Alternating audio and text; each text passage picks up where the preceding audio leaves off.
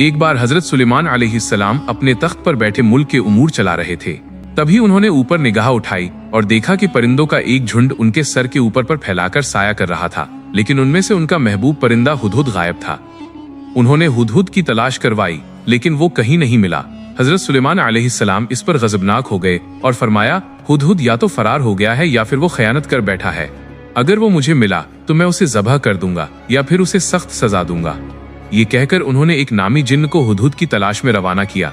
वो जिन्न तेजी से सफर करने लगा। कुछ दूरी तय करने के बाद उसकी मुलाकात हुदहुद से हुई। उस जिन्न ने उसे हजरत सुलेमान अलैहिस्सलाम के गजब के बारे में बताया और कहा कि उसे उनकी तलाश में भेजा गया है। ये सुनकर हुदहुद बोला, मैं एक मुबारक खबर लेकर आया हूँ और जिससे हजरत मुझसे बिल्कुल नाराज नहीं होंगे। जिन्न ने पूछा, भाई वो खबर क्या है? हुदहुद बोला, वो खबर मैं हजरत सुलेमान अलैहिस्सलाम के सामने जाकर ही सुनाऊंगा। चलो हम वहीं चलते हैं। फिर दोनों हजरत सुलेमान अलैहिस्सलाम के दरबार में हाजिर हुए। हुदहुद हजरत सुलेमान अलैहिस्सलाम के सामने जाकर मुस्कुराया और अर्ज किया, या नबी अल्लाह, मैं आपके पास एक नई खुशखबरी लेकर आया हूँ। अगर आप इसे सुनेंगे तो यकीनन खुश हो जाएंगे। हजरत सुलेमान अलैहिस्सलाम हुदहुद की बात सुनकर गुस्से में नहीं आए, बल्कि उन्होंने इत्मीनान से पूछा, तुम कौन सी खबर लाए हो? फौरन मुझे बताओ। तब हुदहुद ने कहा, या नबी अल्लाह, मैं थोड़े वक्त के लिए आपके तख्त से बाहर गया था। तभी मैंने देखा कि मेरा एक कबीली भाई परिंदा उड़ रहा था। मैंने उसे पुकारा तो वो मेरे पास आ गया। हमारे दरमियान पुराने ताल्लुकात की बातें हुई। फिर हमने एक दूसरे से पूछा कि हम कहाँ रहते हैं। जब उसने मुझसे पूछा कि मैं कहाँ रहता हूँ तो मैंने आपके मुकद्दस दरबार के बारे में बताया, लेकिन उसे आपके हुकूमत का कोई इल्म नहीं था। तब मैंने कहा, तुम ऐसी सल्तनत में रहते हो जहाँ हजरत सुलेमान अलैहिस्सलाम की हुकूमत की कोई खबर नहीं पहुँचती। तब उसने जवाब दिया, मैं एक ऐसी मलिका के मुल्क में रहता हूँ जो अत्यंत रूपवती, दयावती और आराम प्रिय है। उनके मुल्क में हर कोई शान और अमन के साथ जिंदगी बसर कर रहा है। उनका तख्त अजीम और बेहद खूबसूरत है, जो हीरे, जुमर्रद, मोती और दूसरे बेशकीमती जवाहरात से आरास्ता है। वो एक ऐसे शहर की मलिका है जहाँ हर दरवाजा और खिड़की सोने और चांदी से बनी है। तब मैंने उससे कहा, शायद हमारे शहंशाह हजरत सुलेमान अलैहिस्सलाम को तुम्हारे मुल्क के बारे में कोई खबर नहीं है। अगर उन्हें इल्म होता तो यकीनन मलिका बिल्कीस को उनके इख्तियार के ताबे आकर हुकूमत करनी पड़ती। तब मेरे कबीली भाई परिंदे ने कहा, चलो मेरे साथ हमारी मलिका के शानदार और पुरकैफ मुल्क को एक बार देख आओ। उसका ये मशवरा सुनकर मैंने पहले जाने से इनकार कर दिया। तब मेरे दोस्त परिंदे ने कहा, सबा की खूबसूरत औरतों में से एक सबा की मलिका बिल्कीस बेगम को एक बार देख आओ। वो कितनी हसीन, कितनी ताकतवर और कितनी काबिल है, ये देखे बिना तुम अंदाजा नहीं लगा पाओगे। मेरे अजीज रफीक के लबों से उसकी ऐसी तारीफ सुनकर मैं उसे देखने के लिए रवाना हो गया। तवील सफर के बाद मैं सबा सल्तनत की दारुल हुकूमत पहुंचा। वहां जाकर मैंने शाही महल की एक दीवार पर बैठकर नजारा किया।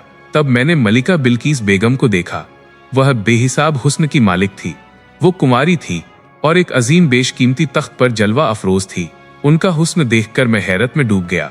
फिर मैंने अल्लाह ताला से ये दुआ करना शुरू कर दिया कि शहंशाह हजरत सुलेमान अलैहिस्सलाम उन्हें अपनी अहलिया बना ले।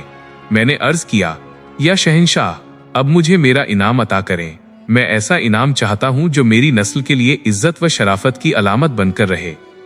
हजरत सुलेमान अलैहिस्सलाम ने हुदहुद की बात सुनकर फरमाया, अगर जो तुम कह रहे हो वो हक है तो बेशक तुम्हें इसका इनाम मिलेगा, लेकिन इससे पहले मैं ये तस्दीक करूंगा कि तुम सच्चे हो या झूठे।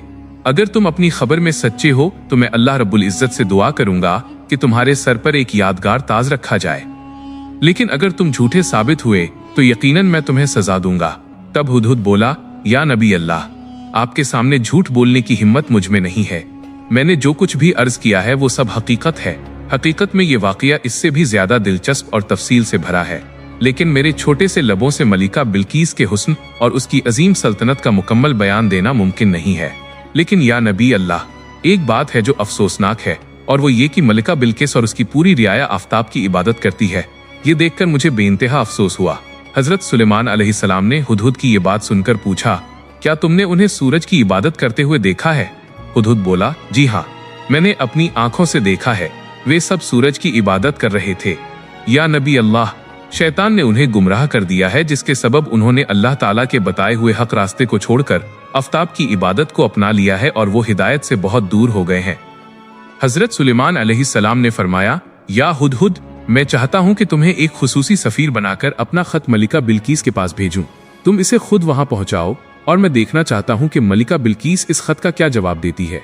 हुदहुद बोला, या नबी अल्लाह, तो मेहरबानी करके खत लिख दीजिए, मैं फौरन इसे मलिका बिल्कीस तक पहुंचा दूंगा।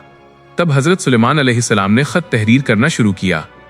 उन्होंने खत इस तरह लिखा, बिस्मिल्लाहिर्रहमानिर्रहीम। यह खत अल्लाह के नबी सुलेमान की जानिब से सबा की मलिका बिल्कीस के नाम है। या मलिका बिल्कीस, फौरन इस्लाम कबूल कर हमारे पास आ जाओ, वरना अपनी सलामती के लिए तैयार हो जाओ और अपनी लश्कर के साथ हमसे मुकाबले के लिए तैयार रहो। यह खत तहरीर कर हजरत सुलेमान अलैहिस्सलाम ने हुदहुद की चोंच में दे दिया। हजरत सुलेमान अलैहिस्सलाम से इजाजत लेकर हुदहुद परिंदा वो खत लेकर रवाना हुआ। तवील सफर तय करने के बाद वो सबा सल्तनत की दारुल हुकूमत पहुंचा। फिर वो शाही महल गया और देखा कि मलिका के खुसूसी महल के सातों दरवाजे बंद थे, सिर्फ रोशनदान खुले हुए थे। तब हुदहुद रोशनदान के रास्ते अंदर दाखिल हो गया। वो आहिस्ता आहिस्ता महल के अंदर पहुंचा और देखा कि मलिका बिल्कीस गहरी नींद में थी। तब हुदहुद परिंदे ने बहुत एहतियात से वो खत मलिका के सीने पर रख दिया और फिर रोशनदान से बाहर निकलकर वहां से चला आया। इसके बाद हुदहुद परिंदा सबा सल्तनत से लौटकर हजरत सुलेमान अलैहिस्सलाम के पास पहुंचा और अर्ज किया, या नबी अल्लाह, मैंने आपका खत आपकी अमानत के तौर पर मलिका बिल्कीस तक पहुंचा दिया है। उधर जब मलिका बिल्कीस नींद से बेदार हुई तो उन्होंने अपने सीने पर एक खत पाया और हैरान रह गई। फिर उन्होंने खत खोला और उसे पढ़ना शुरू किया। खत पढ़ने के बाद वो गहरी फिक्र में डूब गई। आखिर ये खत उनके पास गैबी तौर पर कैसे पहुंचा? उन्होंने तो किसी को आते जाते नहीं देखा, खासकर तब जब 7 महलों के तमाम दरवाजे बंद थे। यह खत यहाँ कैसे आया? दूसरी बात, खत का पैगाम बहुत संगीन और तंजीही था। मलिका ने खत के मजमून को समझकर खौफ और फिक्र में मुब्तला हो गई। उन्होंने फौरन अपने वजीर और उमरा दरबार को बुलाने का हुक्म दिया। इमरजेंसी पैगाम पाकर उनके दरबारी शाही महल में हाजिर हुए। जब तमाम दरबारी जमा हो गए तो मलिका बिल्कीस ने उन्हें खत दिखाया और खत के मजमून के मुताबिक उन्हें क्या करना चाहिए इस पर मशविरा मांगा। कुछ ने कहा, हम अपनी फौज को जमा करेंगे और सुलेमान अलैहिस्सलाम से जंग करेंगे। कुछ ने कहा, जंग करना मुमकिन नहीं है, वो बेहिसाब ताकत के मालिक हैं, हम उनके साथ जंग करके कुछ घंटों तक भी कायम नहीं रह पाएंगे। फिर कुछ ने कहा, हजरत सुलेमान अलैहिस्सलाम के आगे तस्लीम हो जाना ही सबसे महफूज रास्ता है। तमाम की बातें सुनने के बाद मलिका बिल्कीस बोली, मेरा ख्याल ये है कि उनके साथ जंग करके हमारा महफूज रहना नामुमकिन है। जहाँ तक मैंने उनके बारे में सुना है, वो जिस भी मुल्क में हुकूमत करने दाखिल होते हैं वहाँ सब कुछ तबाह कर देते हैं। ऐसे में उनके गजब का निशाना बनने के बजाय अक्लमंदी यही होगी कि पहले उन्हें नजर व नियाज भेजे जाएं। जब हमारा सफीर वापस लौटे तो हम देखेंगे कि सुलेमान अलैहिस्सलाम इस पर क्या रद्दे अमल देते हैं, क्योंकि अगर वो वाकई अल्लाह के नबी हैं तो वो नजर व नियाज पाकर और ज्यादा नाराज हो जाएंगे और बार बार यही चाहेंगे कि हम सब उनके सामने तस्लीम हो जाएं। लेकिन अगर वो सिर्फ इस दुनिया के एक मामूली बादशाह हैं तो वो इन तोहफे को पाकर राजी हो जाएंगे। जब मलिका बिल्कीस ने ये बातें कहीं तो उनकी शूरा के तमाम अरकान इस मशवरे से मुत्तफिक हो गए। मलिका बिल्कीस ने तोहफे भेजकर ये मालूम करने का मंसूबा बनाया कि हजरत सुलेमान अलैहिस्सलाम वाकई अल्लाह के नबी हैं या नहीं, क्योंकि अगर वो नबी हुए तो वो इन तोहफे को हरगिज कबूल नहीं करेंगे।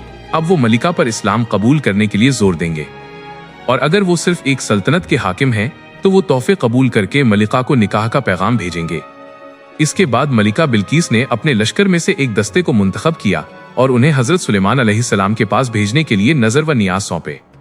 तोहफे के तौर पर मलिका बिल्कीस ने उन्हें 7 सोने की और 7 चांदी की ईंटें अता की, साथ ही नायाब मोती, जवाहरात और दूसरे कीमती पत्थर दिए। इसके अलावा उन्होंने तमाम तोहफों को सोने के धागों से बुने हुए कपड़े से ढककर शीशे के संदूकों में रखवाया। इसके बाद वो सफीर मलिका बिल्कीस से रुखसत होकर हजरत सुलेमान अलैहिस्सलाम के शाही दरबार की तरफ रवाना हुए। उन्होंने सहारा का रेगिस्तान पार किया और धीरे धीरे हजरत सुलेमान अलैहिस्सलाम के दरबार में दाखिल हुए। उस वक्त हजरत सुलेमान अलैहिस्सलाम अपने तख्त पर मुंतसिब थे। उनके सामने 1000 बुजुर्ग बैठे थे और उनके बराबर में लश्कर, महफूज दस्ते, पैदल सिपाही और जिन, परी, दैत्य अपने अपने मुकामात पर खड़े थे। हजरत सुलेमान अलैहिस्सलाम के हुक्म और हिदायत के मुंतजिर थे। इसी वक्त एक खादिम ने आकर इत्तला दी कि मलिका बिल्कीस ने तोहफे के साथ अपने सफीर को भेजा है। ये सुनकर हजरत सुलेमान अलैहिस्सलाम ने हुक्म दिया कि वो सफीर अंदर आ सकते हैं। सफीर आगे बढ़े और देखा कि शाही महल की दीवारें, छत और हर चीज सोने और चांदी से बनी हुई हैं। इसके अलावा तख्त के चारों तरफ कीमती पत्थरों से शानदार नक्काशी की गई थी। शाही महल की इस अजीम उज्जवल शान और शौकत को देखकर उन सफीर को अपने लाए हुए तोहफे इंतहा मामूली लगे, जिससे वो बहुत शर्मिंदा हो गए। वो इतने शर्मसार हुए कि आगे बढ़ने में हिचकिचाने लगे। ठीक उसी वक्त हुदहुद परिंदे ने उन्हें हौसला दिया और हजरत सुलेमान अलैहिस्सलाम के सामने आगे बढ़ने का इशारा किया। इसके बाद वो हजरत सुलेमान अलैहिस्सलाम के पास पहुंचे, उन्हें मुनासिब अदब पेश किया और उनके सामने तोहफे रखे। हजरत सुलेमान अलैहिस्सलाम ने इन तोहफों को देखकर फरमाया, क्या तुम मुझे इन तोहफों से राजी करना चाहते हो? मेरे अल्लाह ने मुझे इससे कहीं ज्यादा अता फरमाया है। इन तोहफों को वापस ले जाओ और अपनी मलिका से कहो कि अगर उसने इस्लाम कबूल करने से इनकार किया तो मैं अपनी फौज के साथ हमला करूंगा, जिससे उसकी पूरी सल्तनत तबाह हो जाएगी और वो सब अपने तख्त से महरूम हो जाएंगे। इसके बाद सफीर हजरत सुलेमान अलैहिस्सलाम के शाही दरबार से रुखसत होकर धीरे धीरे मलिका बिल्कीस के शाही दरबार की जानिब लौटने लगे। मलिका बिल्कीस के पास पहुंचकर सफीर ने हजरत सुलेमान अलैहिस्सलाम की तमाम तशरीफ बयान की और उनके शाही दरबार की शान शौकत और अजमत का तफसील से जिक्र किया। तब मलिका बिल्कीस ने कहा, वो मुझसे कहीं बड़े सुल्तान हैं और निहायत कुदरत वाले भी। उनसे जंग करना मेरे और मेरी सल्तनत के लिए नामुमकिन है, लेकिन हजरत सुलेमान अलैहिस्सलाम पर ईमान लाना मुनासिब नहीं होगा, बल्कि पहले ये देखना जरूरी है कि क्या वो वाकई अल्लाह के नबी हैं। इसके लिए हमें उनकी तरफ से कुछ मौजेज़ा देखने चाहिए। ये सोचकर उन्होंने अपने बुजुर्गों से कहा, मैं उनकी आजमाइश लेने के लिए दोबारा कुछ खास चीजें भेजना चाहती हूँ। मलिका बिल्कीस की इस बात से तमाम वज़रा मुत्तफिक हो गए। उसके बाद मलिका ने कुछ गुलाम और लौंडिया को एक जैसे लिबास पहनाए, कुछ बेशकीमती याकूत नगीनों को एक संदूक में रखवाया, कुछ तेज और कुछ सुस्त अश्व घोड़े भेजने का इंतजाम किया और आखिर में एक खाली शीशा दिया। इसके बाद उन्होंने सफीर से कहा, पहले हजरत सुलेमान अलैहिस्सलाम से कहो कि वो इन गुलामों और लौंडियों को अलग अलग पहचान कर दिखाएं, फिर बगैर किसी फौलादी या दूसरे लात के इस्तेमाल के उन याकूत में शिगाफ कर दिखाएं, तीसरे तेज और सुस्त अश्व को अलग अलग कर दें और आखिर में इस खाली शीशे में ऐसा आब पानी भर कर दें जो न आसमान से बरसता हो और न जमीन से निकलता हो। जब मलिका बिल्कीस की तमाम शराइत तय हो गईं, तो उनके सफीर उन तमाम चीजों को लेकर हजरत सुलेमान अलैहिस्सलाम के शाही दरबार की तरफ रवाना हुए। वो सहारा के रेगिस्तान को पार करते हुए धीरे धीरे हजरत सुलेमान अलैहिस्सलाम के शाही दरबार में दाखिल हुए और तमाम तोहफे पेश किए। इसके बाद सफीर ने मलिका बिल्कीस के तमाम इम्तिहानी शराए हजरत सुलेमान अलैहिस्सलाम के सामने रखी।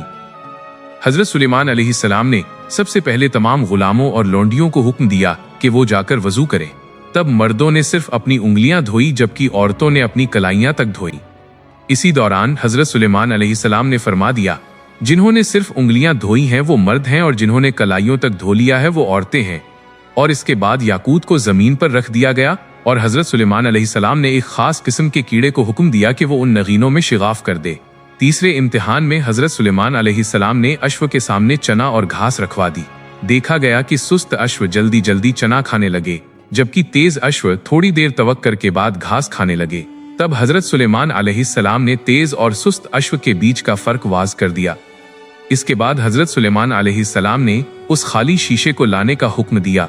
तब सफीर ने वो खाली शीशा हजरत सुलेमान अलैहिस्सलाम की खिदमत में पेश किया।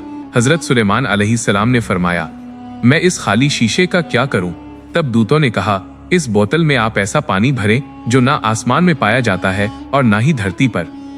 तब हजरत सुलेमान अलैहिस्सलाम ने एक घोड़ा मंगवाने का आदेश दिया। फिर एक घोड़ा लाया गया और हजरत सुलेमान अलैहिस्सलाम ने एक व्यक्ति को उस पर बैठाकर कहा, अत्यंत तेज गति से इसे दौड़ा हो। वह व्यक्ति घोड़े को तेजी से दौड़ाने लगा और काफी समय तक घुड़सवारी करने के बाद वापस हजरत सुलेमान अलैहिस्सलाम के पास लौटा। तेज दौड़ने के कारण वह घोड़ा पूरी तरह पसीने से भीग गया था। हजरत सुलेमान अलैहिस्सलाम ने उस घोड़े के पसीने को बोतल में भर लिया और कहा, ये वही पानी है जो ना आसमान में पाया जाता है और ना ही जमीन पर। भाई रानी बिल्कीस के भेजे गए सभी दूत हजरत सुलेमान अलैहिस्सलाम के इस चमत्कार और उनकी महान बुद्धिमत्ता को देखकर दंग रह गए। वे तुरंत हजरत सुलेमान अलैहिस्सलाम के दरबार से विदा लेकर रानी बिल्कीस के दरबार की ओर रवाना हो गए। इसके बाद वे रानी बिल्कीस के पास पहुंचे और हजरत सुलेमान अलैहिस्सलाम के सभी चमत्कारों और उनकी ज्ञान व हिकमत को विस्तार से बयान किया। दूतों से हजरत सुलेमान अलैहिस्सलाम के ज्ञान, हिकमत और चमत्कारों के बारे में सुनकर रानी बिल्कीस तुरंत कह उठी, निश्चय ही मैं हजरत सुलेमान अलैहिस्सलाम के दरबार में जाऊंगी और उनके हाथ में हाथ देकर इस्लाम स्वीकार कर लूंगी। इसके बाद रानी बिल्कीस धीरे धीरे अपनी यात्रा की तैयारी करने लगी। सबसे पहले उन्होंने अपने दरबार के मंत्रियों को आदेश दिया कि उनका सिंहासन 7 महलों के अंदर रखा जाए और सभी दरवाजे बंद कर दिए जाएं।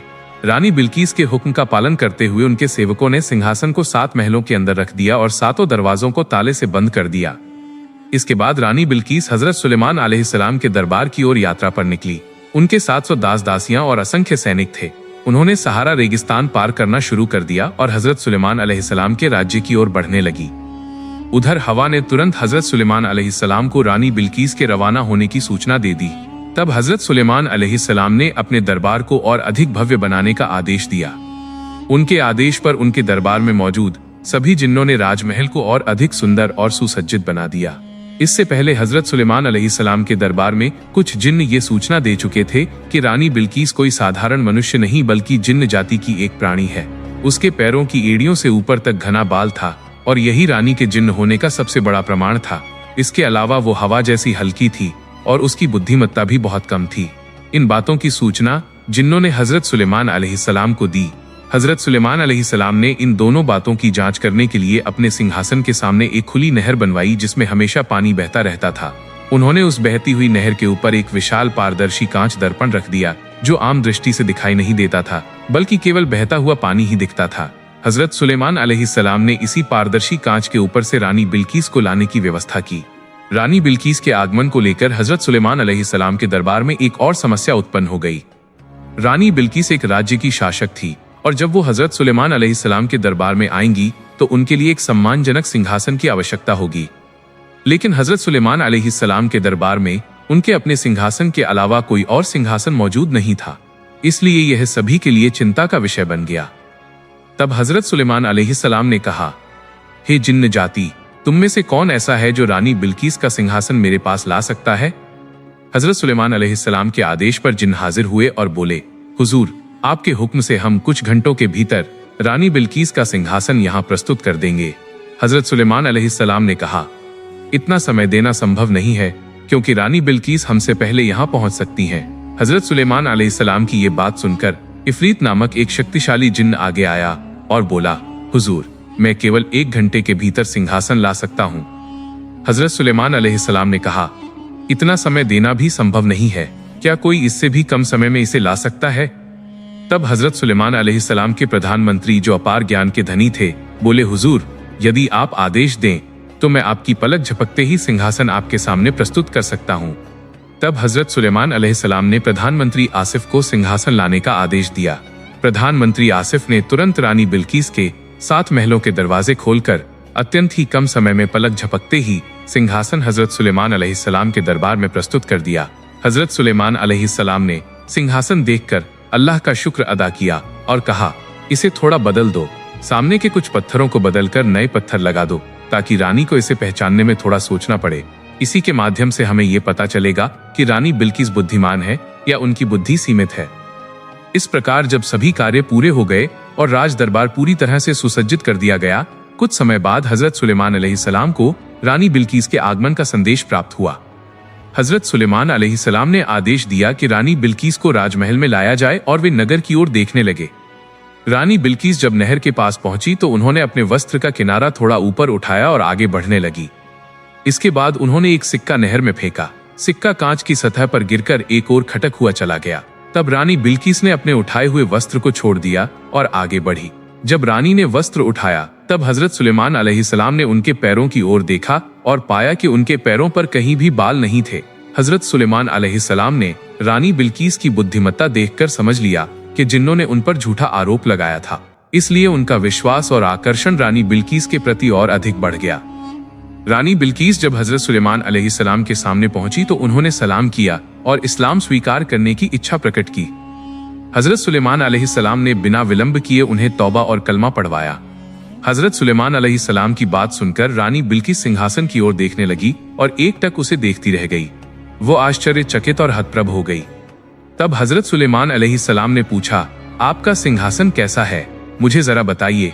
रानी बिल्कीस ने उत्तर दिया, मेरा सिंहासन और कैसा होगा, इसे देखकर ही आप समझ सकते हैं। हजरत सुलेमान अलैहिस्सलाम रानी की सूझबूझ और बुद्धिमत्ता देखकर बहुत प्रभावित हुए और उन्हें धन्यवाद दिया।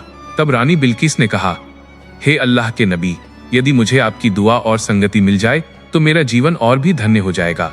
कृपया मुझे वो सौभाग्य प्रदान करें। हजरत सुलेमान अलैहिस्सलाम ने फिर इस प्रस्ताव पर अपने परिषद के सदस्य और जिन्नों से परामर्श किया।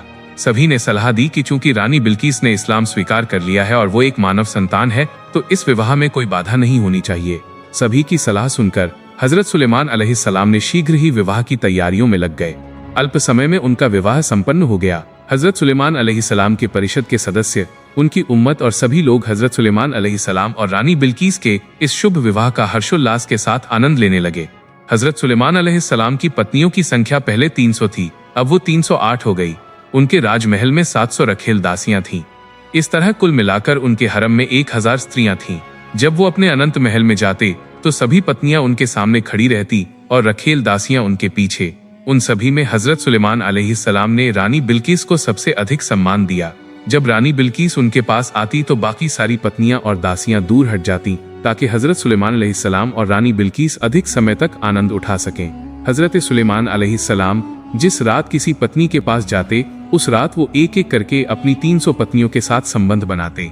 उनके लिए कोई भेदभाव या अंतर नहीं था और यही इस्लाम का शाश्वत विधान है।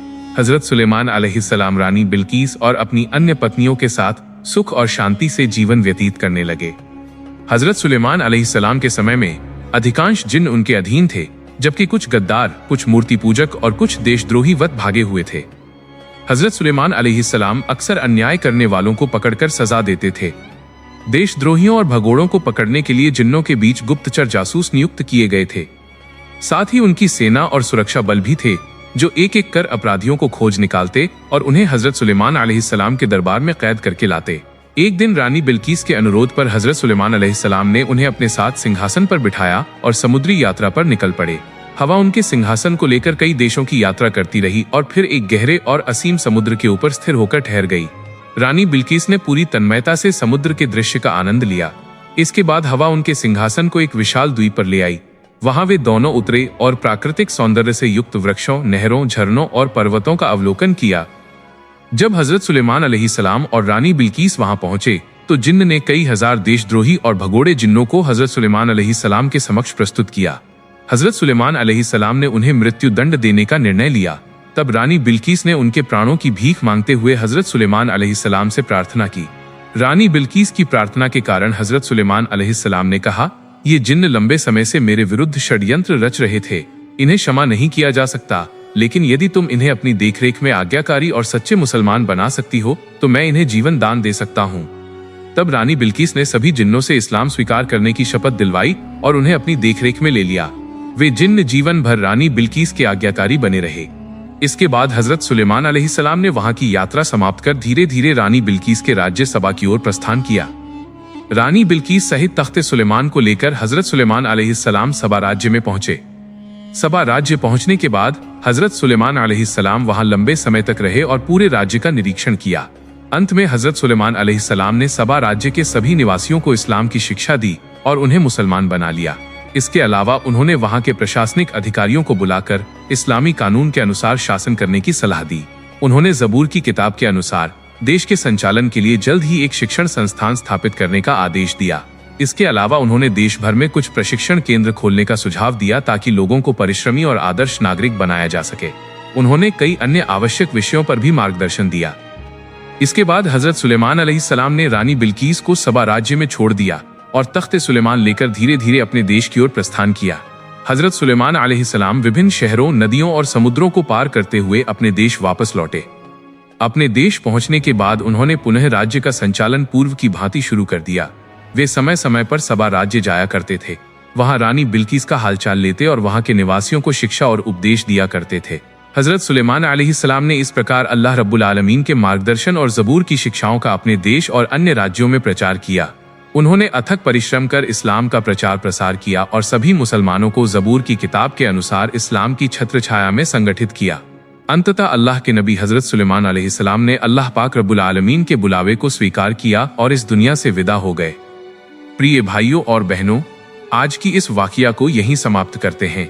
आपको आज की ये वाकया कैसी लगी? कृपया कमेंट बॉक्स में जरूर बताइए। अगर वाकया पसंद आई हो तो इसे शेयर करना ना भूलें और हाँ, नूर स्टोरीज चैनल को सब्सक्राइब करना बिल्कुल न भूलें ताकि आपको ऐसी ही और भी खूबसूरत इस्लामी वाकयात मिलते रहें। मेरा नाम है मुकद्दस। अल्लाह हाफिज।